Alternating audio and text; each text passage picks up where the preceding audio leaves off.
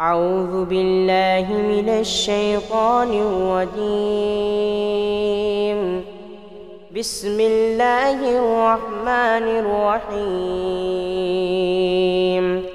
الحمد لله الذي أنزل على عبده الكتاب ولم يجعل له عوجا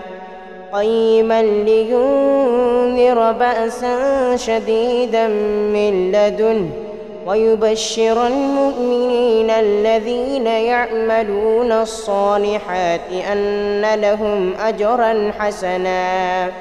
ماكثين فيه أبدا وينذر الذين قالوا اتخذ الله ولدا ما لهم به من علم ولا لآبائهم كبرت كلمة تخرج من أفواههم إن يقولون إلا كذبا فلعلك باخع نفسك على آثارهم إن لم يؤمنوا بهذا الحديث أسفا إنا جعلنا ما على الأرض زينة لها لنبلوهم أيهم أحسن عملا وإنا لجاعلون ما عليها صعيدا جرزا أم حسبت أن أصحاب الكهف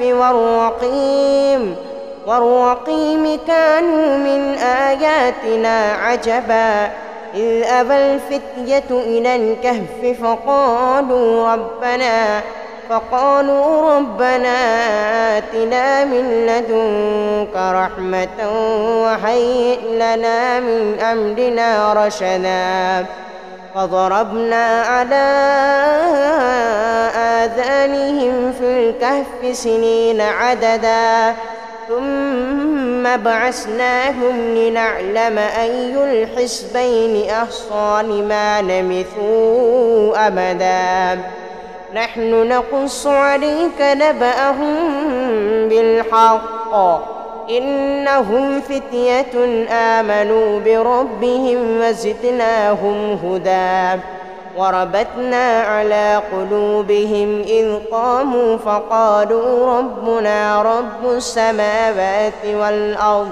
والأرض لن ندعو من دونه إلها لقد قلنا إذا شططا هؤلاء قوم اتخذوا من دونه آلهة لولا يأتون عليهم بسلطان بين فمن أظلم ممن افترى على الله كذبا وإذ اعتزلتموهم